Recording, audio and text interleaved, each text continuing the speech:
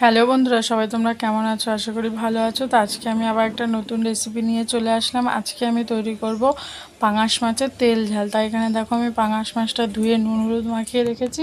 আর এখানে আমি একটা আলু ছোট ছোট করে কিউব করে কেটে নিয়েছি। আর এখানে দুটো মাঝারি সাইজের পেঁয়াজ কেটে নিয়েছি।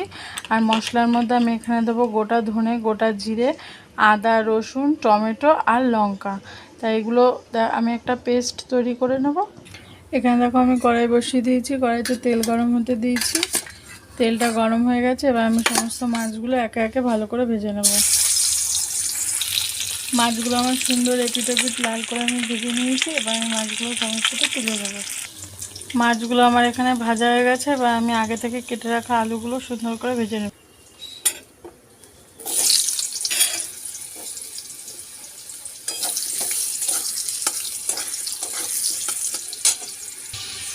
আলুগুলো ভাজা হয়ে গেছে, এবার আমি তুলে নেব।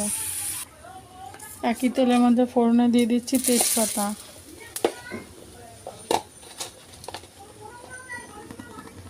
আর দিয়ে দিচ্ছি গোটা জিরে। পেঁয়াজগুলো ভেজে নেব।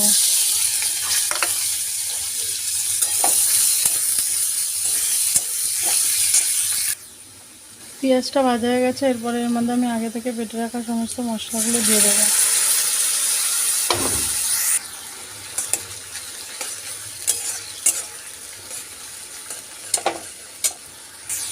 এরপর আমি এর মধ্যে দিয়ে দিচ্ছি পরিমাণ মতন লবণ,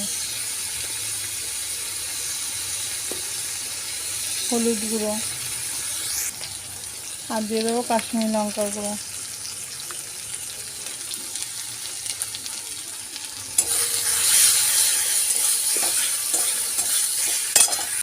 মশলাতে হালকা একটু জল দিয়ে আমি খানিকক্ষণ কষিয়ে নেব। এর মধ্যে আগে থেকে ভেজে রাখা আলুগুলো দিয়ে দিলাম।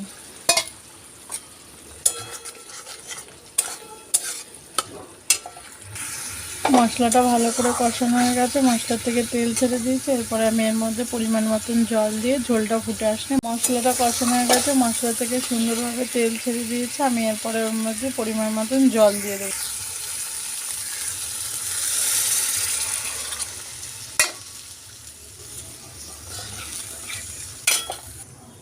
ঝোলটা ফুটে এসছে, এবারে আগে থেকে ভেজে রাখা সমস্ত মাছগুলো আমি ঝোলের মধ্যে দিয়ে 5 মিনিট মতন ফুটিয়ে নামিয়ে নিলেই তৈরি হয়ে যাবে পাঙাশ মাছের তেল ঝাল। মাছের ঝোলটা হয়ে গেছে, আমি এরপরে এর মধ্যে একটু গরম মশলা দিয়ে নামিয়ে নেব। এই ভিডিওটি যদি তোমাদের ভালো লেগে থাকে তাহলে অবশ্যই একটি লাইক কমেন্ট শেয়ার করে চ্যানেলটির পাশে থাকবে।